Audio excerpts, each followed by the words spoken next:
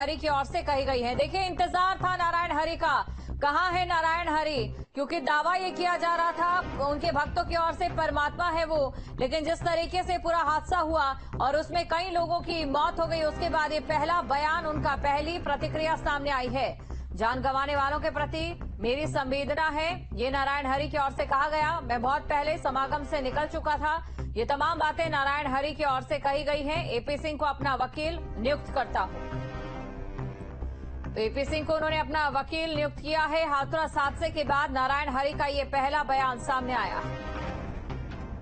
तो जान गंवाने वालों के प्रति मेरी संवेदना है। आपको जानकारी दे दी, ये वही बाबा है जिनके सत्संग में शामिल होने के लिए लाखों की संख्या में लोग यहां पर पहुंच गए। 80,000 लोगों के पहुंचने की अनुमति मिली थी, लेकिन उसके बाद बाबा के चरणों की धूल लेने के लिए जिस तरीके से संकरे रास्ते से गुजरते वक्त वहां पर एक दर्दनाक हादसा हो जाता है, भगदड़ मच जाती है और इस भगदड़ में 121 लोगों की मौत हो जाती है। तो ये उनकी ओर से उनकी पहली प्रतिक्रिया सामने आई है। पहला जो बयान है वो सामने आया है। तो ये लेटर आप देख सकते हैं, लेटर जारी किया गया है और इसी के जरिए ये बयान दिया गया है। इस लेटर में ये साफ लिखा है, हाथरस हादसे के बाद नारायण हरि का ये पहला बयान इस लेटर के जरिए। तो जान गंवाने वालों के प्रति मेरी संवेदना है, नारायण हरि की ओर से ये लिखा गया। खबर पर अधिक जानकारी के साथ संवाददाता श्याम तिवारी हमारे साथ जुड़ चुके हैं। श्याम, देखिए, लेटर सामने आ गए जिसमें पहली प्रतिक्रिया के तौर पर क्या उन्होंने कहा है। बड़ा सवाल ये कि ये पहली प्रतिक्रिया जब आनी चाहिए थी तब नहीं आई। अब ऐसे में देखने वाली बात ये रहती है कि आगे क्या कुछ रहता है।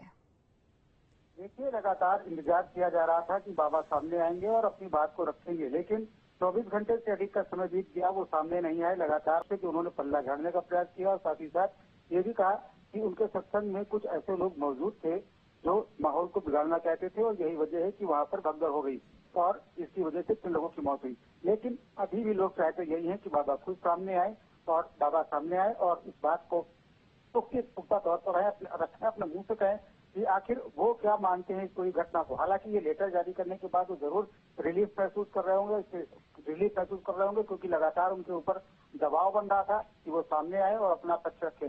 लेकिन देखना यही होगा कि जिस तरीके से कहा जा रहा है कि मैनपुरी के आश्रम में अभी भी बाबा मौजूद हैं, तो क्या वो सामने आते हैं या फिर पुलिस उनको हिरासत में लेती है, या जिस तरीके से अभी आश्रम के बाहर पुलिस की मौजूदगी है, या ये कहा जाए कि एक तरीके से आश्रम को पुलिस ने घेर रखा है और क्या करना है क्या नहीं करना है ये डिसाइड नहीं हो पा रहा। जी श्याम, देखिए, जैसा कि आपने बताया कि ये भी कहा गया है उनकी ओर से अपनी पहली प्रतिक्रिया में कि कुछ लोग सत्संग में ऐसे भी मौजूद थे जो माहौल को बिगाड़ना चाहते थे। किस और ये इशारा किया जा रहा है?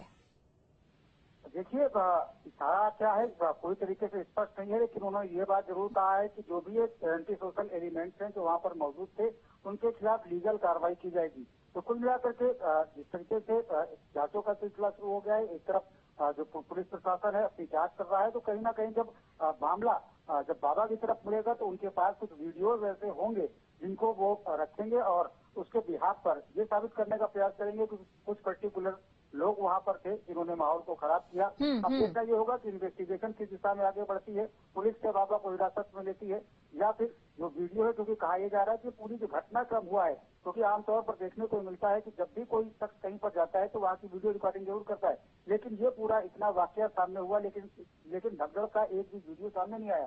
तो ऐसे में क्या वीडियो बंद करा दिए गए थे, लोगों के मोबाइल जमा करा लिए गए थे, या फिर क्या कारण रहा कि इस पूरी घटना का वीडियो सामने नहीं आया, तो ये जब जांच होगी तभी सब बातें निकल करके सामने जी श्याम, सीएम योगी आदित्यनाथ की ओर से प्रेस कॉन्फ्रेंस की गई, जब उनकी ओर से तमाम बातें कही गई। एक मुख्य बात उसमें से ये भी थी कि ये साजिश है, ये हादसा, इसकी भी जांच हो गई।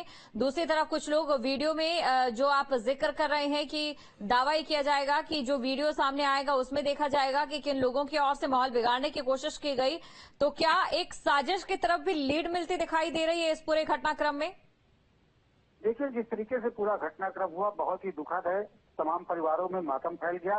अब क्योंकि सीएम योगी आदित्यनाथ इस पूरी घटना को लेकर के बेहद गंभीर है, लेकिन सीएम की जो छवि रही है वो इस तरीके की है कि अगर वो किसी घटना को गंभीरता से लेते हैं तो वो आर पार, यानी कि जो दोषी है उसके खिलाफ कार्रवाई जरूर होती है। जिसकी नजीर में अगर दूं तो बिकरू कांड इसका एक एग्जाम्पल है। आज ही के दिन 4 साल पहले यानी 3 जुलाई को बाबा योगी आदित्यनाथ ने कहा था कि मिट्टी में मिला दूंगा, तो तो कुल मिलाकर के जो विकास दुबे है उसका एनकाउंटर हुआ, उसके तमाम साथी मारे गए। आज उसी तेवर में योगी आदित्यनाथ ने कहा है कि इस पूरे मामले में इंसाफ होगा, साजिश है, हादसा है, उसकी जांच होगी और दोषियों के ऊपर कार्रवाई होगी। तो कुल मिलाकर ये कहा जा सकता है कि जो इंसाफ है इस पूरे मामले में होगा और अधिकारी जो मामले को गोल गोल घुमाने के लिए अभ्यस्त है, जैसा शुरुआत में इसमें भी देखने को मिला, वो कर नहीं पाएंगे क्योंकि बाबा की लगातार निगरानी रहेगी इस पर। जी बिल्कुल शुक्रिया श्याम, तमाम जानकारी को दर्शकों तक पहुंचाने के लिए। तो देखिए, बड़ी खबर ये सामने आई है, बड़ा अपडेट सामने आया है। जो पहली प्रतिक्रिया है बाबा की वो सामने आ चुकी है, जिसमें उन्होंने ये साफ कहा है कि वो अपना पूरा सहयोग करेंगे।